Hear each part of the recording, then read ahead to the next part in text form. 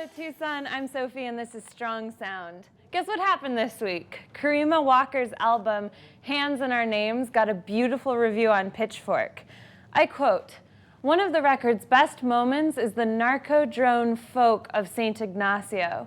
Walker starts by approximating the snowbound gloom of the cranky stable, but her dedication to emotional openness and wonderfully lightheaded vocal runs lends an unusual lushness to the proceedings. The track flowers as it goes into unexpected ways, and the feelings something like stumbling upon a jungle in the Arctic or a beach on the moon. Karima started making music over 5 years ago, and I always knew her as a woman with an unearthly beautiful voice.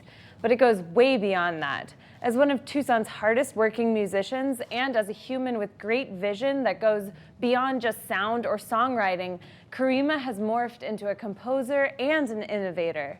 She's an artist who puts in equal amounts of work into the details as she does into the big picture. Karima's on tour right now until the 28th of April, but be sure to congratulate her when she returns and support her so she can keep making the magical sounds you've never heard before by buying her album out on June 30th. Oh, more good news. After successfully crowdsourcing the funding for a full-length album, June West is in the recording studio working on just that. June is originally from Montana, but she has strong ties to the Sonoran Desert that come through in her delicate, hazy Western sound. Her music and her life intertwine and converse and inform one another. From her website, June is a musician, artist, and rambler, composing her own understanding of what it means to live a good life. There is intention behind her vision. She's also playing a show Sunday night at Congress hosted by WTFAF. WTFAF exists for women, trans, and femme creators to claim space within the patriarchal world of entertainment. This month, they're organizing a fundraiser for the Tucson Abortion Support Collective.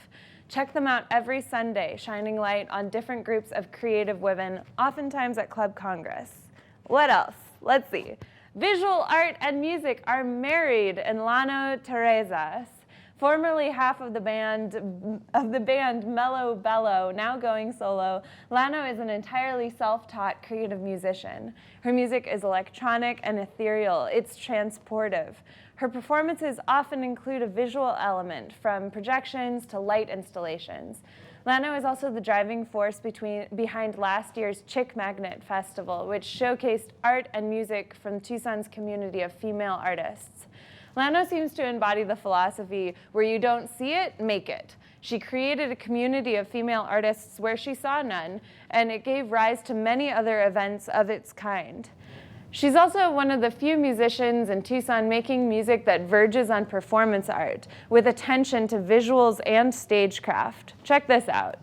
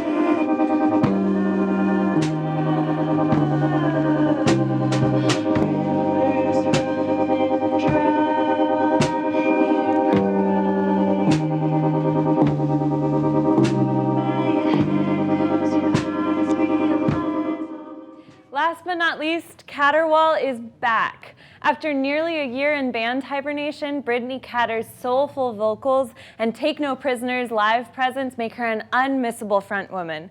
She's backed by Laura Hurley on bass, Jeff Lounsbury on lead guitar, and Ben Schneider on drums. Catter took some time off from Caterwaul to tour Europe, playing bass with Marianne Dessard. But now she's back and she's ready to rumble. Their next show is at 191 Tool on April 24th, opening for Taco Cat with Fox Bodies. And while we're on the subject, Taco Cat is awesome. Check out this Seattle band for some feminist grunge. These women are innovators, way beyond music. Their influence is more important than the local music scene. It extends to the social fabric of this city.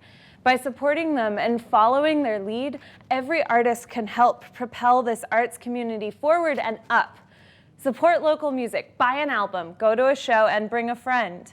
For now, I'll leave you with the magnificent video from the track 15 Forever off Caterwaul's album of the same name.